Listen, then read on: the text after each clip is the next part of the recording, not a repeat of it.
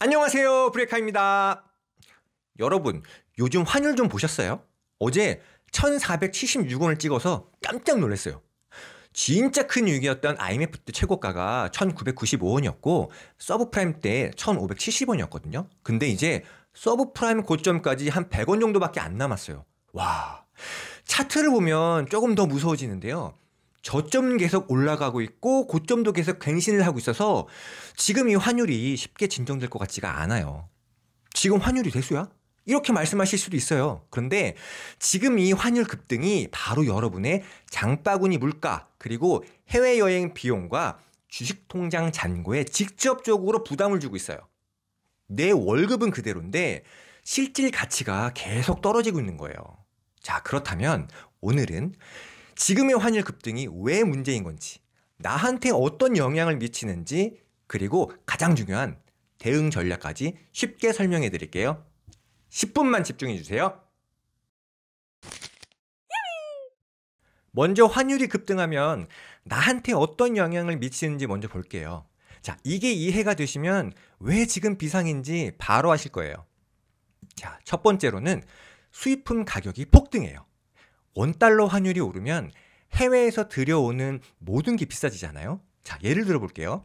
100달러짜리 제품을 수입한다고 하면 환율이 1,300원일 때 13만 원이 되고 환율이 1,500원이면 15만 원이 되니까 똑같은 제품이 2만 원 더 비싸지는 거잖아요. 자, 그러면 대표적으로 어떤 게 오를까요? 뭐 밀가루, 수입 과일, 전자제품, 휘발유 등이 있는데요. 이렇게 우리 일상에서 사용하는 수입품 가격이 비싸져요. 두 번째로는 물가가 전반적으로 올라가요. 수입 원재재 가격이 오르면 만드는 비용도 올라가니까 결국 모든 제품 가격이 올라가거든요. 밀가루 가격이 오르니까 빵, 라면 가격도 오르고요. 수입 과일인 바나나, 오렌지들도 비싸지죠. 부품을 수입해야 되는 전자제품 가격도 오를 수밖에 없고요. 원유 가격을 올리니까 기름값도 따라 오르죠. 자, 이렇게 물가가 모두 인상되는 거예요.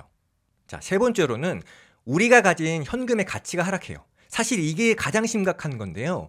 월급은 그대로인데 물가가 오르면 똑같은 월급으로 살 수 있는 게 줄어들잖아요. 특히 해외여행이나 해외 직구 그리고 해외에 거주하시는 분들 학비나 생활비가 큰 문제가 되는데요.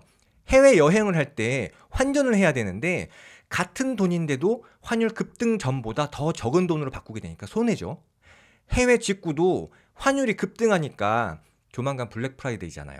근데 이 좋은 날이 다가와도 환율이 비싸니까 부담이 되고요. 그리고 해외에서 거주하시는 분들이 제일 심각하다고 말씀드렸잖아요. 이건 매달 들어가는 비용이기 때문에 반드시 필요한 돈인데 유학이나 해외 거주를 하시는 분들은 더 많은 원화를 환전해야 되니까 생활에 엄청 부담이 되는 거죠. 자, 그리고 네 번째로 주식시장이 안 좋아요. 보통 환율이 많이 오르면 외국인 투자자들이 환차익 때문에 우리나라 자산을 팔고 나가거든요. 야, 한국 경제가 불안한가 봐. 빼자. 그래서 환율이 오르면 주가가 하락하고 내가 보유한 투자 자산 가치가 떨어지는 거예요. 마지막으로 내수가 안 좋아질 수 있어요. 자, 기업들의 생산 비용이 늘면 물가가 오르니까 소비가 줄어요. 그러니까 경기가 안 좋아지는 악순환이 시작될 수 있어요. 이렇게 환율 급등이라는 건 내 지갑을 얇게 만들고 실질적으로 가난해지게 만들어요. 자, 이제 가장 중요한 부분이에요. 내 돈을 지키고 이 상황을 기회로 바꾸려면 내가 뭘 해야 하는지가 가장 중요하잖아요. 그러니까 원인 분석은 이따가 뒤에 하고요. 지금은 바로 따라할 수 있는 실전 대응 방법이랑 상황별 투자 전략을 알려드릴게요. 첫 번째는 자산 전체를 원화로만 가지고 있기보다는 일부를 달러나 달러 연동 자산으로 분산을 하세요. 어떻게? 은행 달러 예금이나 뭐 코덱스 미국 달러 선물 같은 달러 ETF도 있고요.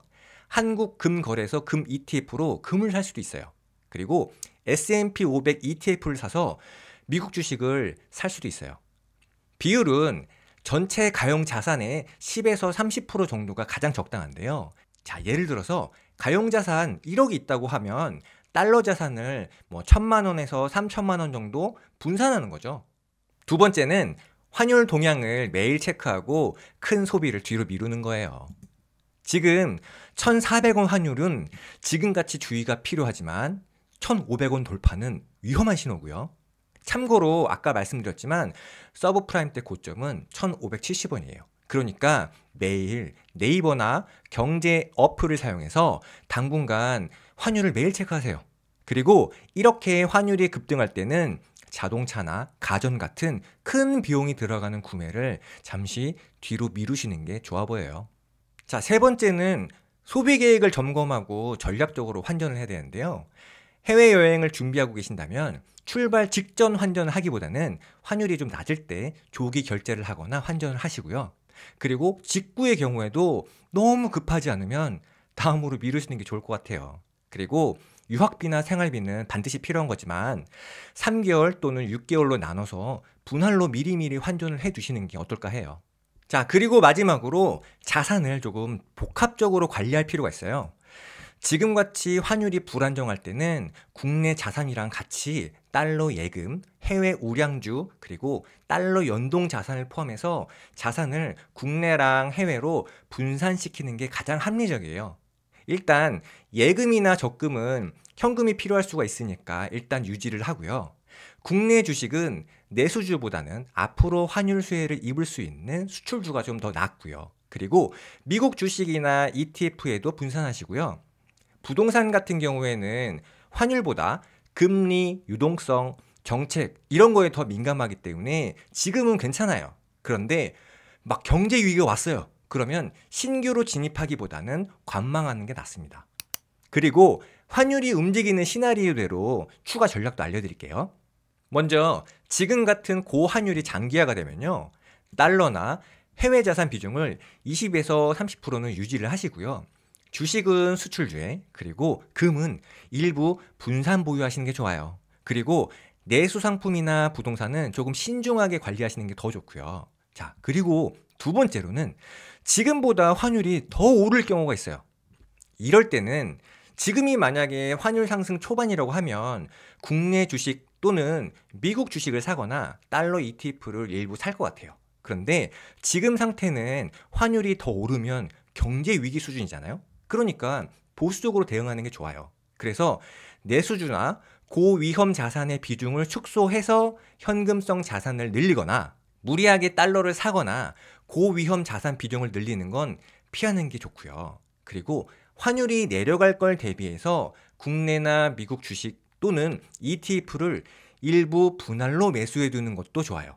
그리고 환율이 고점일 때 무리한 매수는 피해야 돼요. 자, 그리고 마지막으로 환율 급등 이후에 안정이 되고 하락 추세로 전환이 되면요. 달러나 금 비중을 조금씩 줄이시고 원화 자산에 다시 배분하는 게 좋아요. 특히 외국인 유입이 많아지는 수출주가 좋을 수 있고요. 안전자산보다는 조금 더 공격적인 섹터로 조금씩 이동하는 게 좋아요. 지금까지 환율 대응을 어떻게 해야 될지 알려드렸으니까 왜 환율 급등이 생긴 건지 정리해 볼게요. 자, 첫 번째는 한미 금리 차이인데요. 이건 뭐 두말할 것도 없어요. 가장 큰 이유예요. 지금 미국 기준금리가 3.75에서 4%고 우리나라 금리가 2.5%라서 금리가 역전된 상태인데요. 자, 이거를 제가 초등학생도 쉽게 이해할 수 있게끔 설명을 하면요. 우리 1금융권 있잖아요. 뭐 KB, 뭐 하나, 신한 뭐 이런 은행에서 만기 4%짜리 적금을 팔고 뭐 새마을금고나 신협 같은 2금융권에서 만기 2.5짜리 적금을 판다고 생각해 보세요. 그럼 어디 가시겠어요? 당연히 4% 만기 주는 1금융권 가시잖아요. 지금 딱 이런 상태예요. 돈이 미국으로 다 빠져나가고 있는 거예요. 그런데 이게 더 심각한 게 과거에도 금리 역전이 있었어요. 근데 지금은 역대급이에요. 자, 볼게요. 자, 이때 1999년에 최대 역전폭이 1.5%, 기간이 21개월이었고요. 자, 2005년 정도에는 최대 역전폭이 한 1%, 그리고 기간은 25개월. 그리고 2018년도에는 최대 역전폭이 0.75, 그리고 기간이 23개월이었는데 지금은 최대 폭이 2%, 그리고 기간도 41개월이에요. 이러니까 환율이 좋을 수가 있나요? 자, 두 번째는 통화량 증가율 차이가 있어요. 자, 쉽게 얘기하면 시중에 푼 돈의 양이 다르다는 건데요. 차트를 볼게요. 파란색이 미국, 빨간색이 우리나라예요. 자, 차트를 보시면 미국은 이때가 이제 코로나 팬데믹 때거든요. 코로나 팬데믹 이후에 금리를 올리고 그리고 양적 긴축을 하면서 돈을 거의 안 풀었어요. 이렇게. 그리고 나서 지금 살짝 늘어난 상태고 우리나라는 코로나 팬데믹 이후에도 돈을 계속 풀었어요. 자, 그러면 미국이랑 우리나라랑 비교하면 딱 보이죠. 그러니까 돈이 많이 풀리면 그 돈의 가치가 떨어지잖아요. 그래서 원화 가치가 떨어지고 달러 가치가 올라간 거예요. 자, 세 번째는 달러 수요가 급증한 건데요. 지금 수출 기업들이 가진 달러를 원화로 안 바꿔요. 왜냐면 지금 달러가 계속 비싸잖아요. 그러니까 오히려 부족한 달러를 채우려고 원화를 달러로 바꾸고 있어요. 개인들도 마찬가지예요. 달러가 더 오를 것 같으니까 미리 달러를 사두죠. 그러니까 시장에 달러가 부족하고 달러 가격이 오르는 거예요. 게다가 최근에 우리나라 투자자들이 미국 주식을 엄청나게 사고 있어요. 정말 상상도 못할 정도로. 그러니까 한국은행 이창용 총재도 최근 환율 상승은 해외 투자 때문이다 라고 했어요. 물론 이 밖에도 미국 재무부가 우리나라의 환율 시장 개입을 제한하고 있고요. 그리고 에이펙 회의에서 합의했잖아요. 매년 200억 달러를 미국에 투자를 해야 되는 의무도 있고요. 그리고 우리나라가 최근에 중국 경제랑 분리가 되면서 오히려 엔화랑 더 연동이 되어 있어요. 이런 것들이 복합적으로 작용하고 있어요. 자, 이제 마지막으로 차트를 한번 볼게요. 자, 차트를 보시면 이때가 IMF, 이때가 서브프라임이에요. 1998년에 고점을 찍었었던 IMF 때부터 한 20년 정도는 저항이 쭉 이어지다가 2022년 정도에 저항을 뚫고 올라갔어요. 그러니까 이렇게 긴 시간 동안 만들어진 저항을 뚫었다라는 건 단기간에 이 상황이 마무리되긴 어렵다는 의미예요. 그러니까 1,300원, 1,400원 이런 가격대가 앞으로 우리가 익숙해져야 될 환율일 수도 있어요. 자, 그러면 환율이 계속 오르기만 할까요? 그건 아니잖아요. 자, 역사를 봐도 IMF 때 환율이 1995원을 갔다가 1,100원대로 회복을 했고요. 서브프라임 때도 1,570원까지 갔다가 1,050원대로 회복을 했어요. 자, 그러면 환율이 떨어지기 시작할 텐데 나중에 그 시점이 오게 되면 우리는 뭘 해야 될까요? 자, 먼저 환율 방어 자산을 확보하는 건데요. 달러나 금 같은 환율 방어 자산은 적정 수준을 확보하고 유지를 해야 돼요. 너무 많이 사면 안 돼요. 그러니까 전체 자산의 한 10에서 30% 정도? 자, 그리고 자산을 불릴 준비를 해야 되는데요. 환율이 고점을 찍고 떨어지기 시작하면 외국인들이 가장 먼저 사들이면서 가장 좋은 수익률을 주는 자산이 있어요. 바로 주식이에요. 자, 차트를 볼게요. 제가 몇몇 자산들 자료를 가졌는데 이걸 한번 비교를 해보면요. 자, 먼저 부동산은 보시면 환율, 파란색 선이 환율인데 환율이랑 크게 차이가 없죠. 그리고 이쪽에는 금이 있는데요. 금은 관계가 약간 있긴 하지만 그 변동성은 그렇게 크진 않아요. 최근은 좀 아니지만요. 그런데 우리나라 주식과 완전 정반대를 보이는 것, 환율 흐름이랑 정반대인 게 보이죠. 그것도 아주 크게. 자, 그게 뭐죠? 코스피 그리고 나스닥 두 개입니다. 그래서 지금은 달러 자산으로 방어를 하고 환율이 고점에서 내려오는 신호가 보이면 주식으로 바꾸는 전략이 지금의 위기를 기회로 바꾸는 가장 좋은 방법이에요. 자, 그럼 오늘 내용을 정리해보면요. 지금의 환율 급등은 우리한테 위기로 다가왔어요. 그렇죠? 그런데 과거에 IMF 그리고 서브프라임이 끝나고 나서 부자가 될 수 있는 기회는 언제든지 있었어요.